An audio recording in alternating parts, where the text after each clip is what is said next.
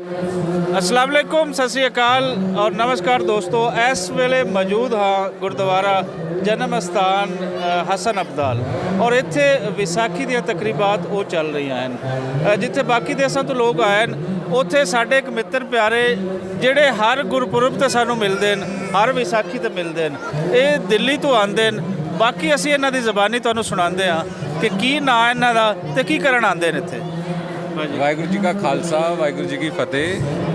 दास जगमोहन सिंह दिल्ली सिख गुरुद्वारा प्रबंधक कमेटी तो ਇੱਥੇ ਵਿਸਾਖੀ ਦੇ ਗੁਰਪੁਰਬ ਤੇ ਖਾਲਸਾ ਸਾਜਨਾ ਦਿਵਸ ਦੇ ਉਪਲਕਸ਼ ਦੇ ਵਿੱਚ ਇੱਥੇ ਹਾਜ਼ਰੀ ਲਵਾਉਣ ਆਇਆ ਗੁਰੂ ਨਾਨਕ ਦੇਵ ਜੀ ਦੇ ਚਰਨਾਂ 'ਚ ਬਾਬਾ ਪੰਜਾ ਸਾਹਿਬ ਦੇ ਵਿੱਚ।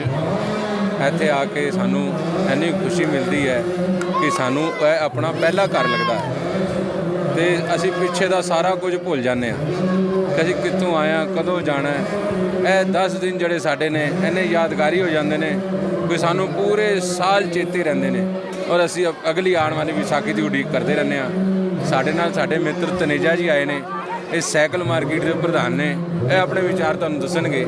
ਤਨੇਜਾ ਜੀ। ਕਨਈਆ ਜੀ, ਜੀ ਆਇਆਂ ਨੂੰ ਤੁਹਾਨੂੰ ਇਸ ਪਾਕ ਪਵਿੱਤਰ ਥਾਂ ਤੇ ਕੀ ਵਿਚਾਰ ਹਨ ਤੁਹਾਡੇ ਤੇ ਕਿਵੇਂ ਦਾ ਲੱਗ ਰਹੀ ਹੈ? ਸਤਿ ਸ਼੍ਰੀ ਅਕਾਲ ਜੀ। ਵਾਹਿਗੁਰੂ ਜੀ ਕਾ ਖਾਲਸਾ, ਵਾਹਿਗੁਰੂ ਜੀ ਕੀ ਫਤਿਹ। ਮੈਂ ਪਹਿਲੀ ਵਾਰ ਆਉਣ ਦਾ ਮੌਕਾ ਮਿਲਿਆ ਮੈਨੂੰ ਪਾਕਿਸਤਾਨ ਵਿਸਾਖੀ ਦੇ ਮੌਕੇ 'ਤੇ। ਬਹੁਤ ਹੀ ਅੱਛਾ ਲੱਗ ਰਿਹਾ ਹੈ। ਹਜੇ 2 ਦਿਨ ਹੋਏ ਨੇ, 3 ਦਿਨ ਹੋਏ, ਪਤਾ ਨਹੀਂ ਲੱਗਿਆ। ਰੌਣਕ, ਪਬਲਿਕ ਸਾਰੀ, ਲੋਕਲ ਸਾਰੇ ਪਾਕਿਸਤਾਨ ਦੇ ਲੋਕ ਮਿਲੇ।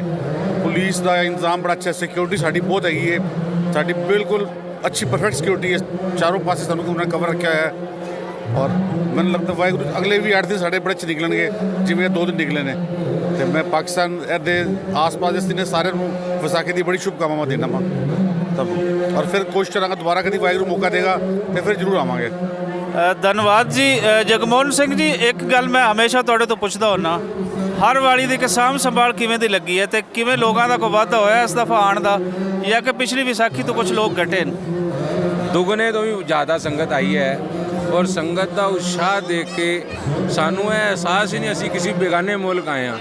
ਮੈਂ ਜਿਵੇਂ ਪਹਿਲੇ ਤੁਹਾਨੂੰ ਅੱਗੇ ਵੀ ਕਿਹਾ ਕਿ ਸਾਨੂੰ ਆਪਣਾ ਪਹਿਲਾ ਘਰ ਲੱਗਦਾ ਕਿ ਅਸੀਂ ਪਤਾ ਨਹੀਂ ਕਿਹੜੇ ਜਨਮਾਂ ਦੇ ਅਸੀਂ ਵਿਛੜੇ ਹਾਂ ਅਤੇ ਇੱਥੇ ਆ ਕੇ ਸਾਨੂੰ ਇੰਨੀ ਸ਼ਾਂਤੀ ਮਿਲਦੀ ਹੈ ਕਿ ਪਿਛਲਾ ਅਸੀਂ ਸਾਰਾ ਕੁਝ ਭੁੱਲ ਜਾਂਦੇ ਹਾਂ ਅਤੇ 10 ਦਿਨ ਕਿਵੇਂ ਬੀਤ ਜਾਂਦੇ ਨੇ ਔਰ ਪੂਰਾ ਸਾਲ ਅਸੀਂ ਇੰਤਜ਼ਾਰ ਕਰਦੇ ਰਹਿੰਦੇ ਕਿ ਹੁਣ ਕਦੋਂ ਅਸੀਂ ਪੰਜਾ ਸਾਹਿਬ ਫੇਰ ਦਰਸ਼ਨ ਕਰਨ ਜਾਵਾਂਗੇ। ਕੀ ਸੁਨੇਹਾ ਦਿੰਦੇ ਹੋ ਤੁਹਾਨੂੰ ਦੁਨੀਆ ਭਰ ਦੇ ਪੰਜਾਬੀ ਜਿਹੜੇ ਵੇਖਣਗੇ ਉਹਨਾਂ ਵਾਸਤੇ ਕੀ ਕੋਈ ਖਾਸ ਸੁਨੇਹਾ ਕੀ ਹੈ?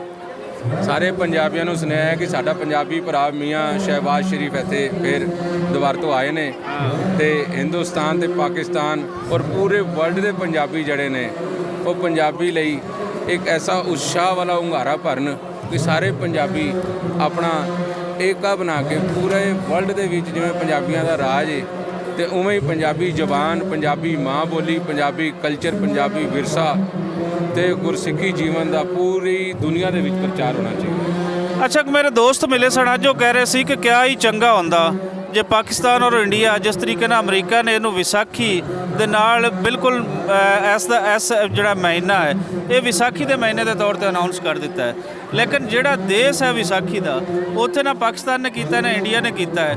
ਅਗਰ ਇੱਥੇ ਹੋ ਜਾਵੇ ਤਾਂ ਬਹੁਤ ਅੱਛਾ ਹੈ। ਇਸ ਲਈ ਕੀ ਕਹਿੰਦੇ ਹੋ ਸਰਕਾਰਾਂ ਨੂੰ? ਸਾਡੇ ਦੋਨੋਂ ਮੁਲਕਾਂ ਦਾ ਏਕਾ ਜਿਹੜਾ ਹੈ ਪੂਰੇ ਵਿਸ਼ਵ ਵਿੱਚ ਚਮਕੇਗਾ। ਬਸ ਸਾਡਾ ਏਕਾ ਹੋ ਜਾਏ ਔਰ ਸਾਡੀ ਨਫ਼ਰਤ ਦੂਰ ਹੋ ਜਾਏ।